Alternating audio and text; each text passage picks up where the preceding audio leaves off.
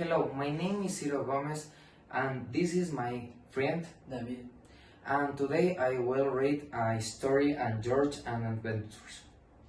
Okay. Once there was a man named George who had many financial problems that affected his daily life. In Argentina, his country of origin, there were not enough job opportunities for everyone. Because of this, George decided to emigrate to the United States, but he had a big problem. How could he cross the border alone, without connections or money? He needed a loan, but due to the weak arguments, he was rejected by several banks. Credit denied. So, he chose the easier option to steal. With the help of Marcos and Angel, two of friends who were in the same situation, he robbed houses for weekends.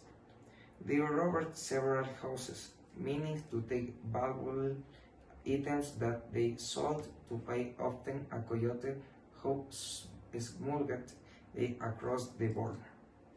After several robberies, he finally prepared and the big day come to cross the border with the coyote. Welcome to USA. George and the coyote crossed the border heading toward the American dream. Halfway down the journey, George and his friends, together with the coyote, were caught in a town where they were intercepted and robbed of death lighted the hut.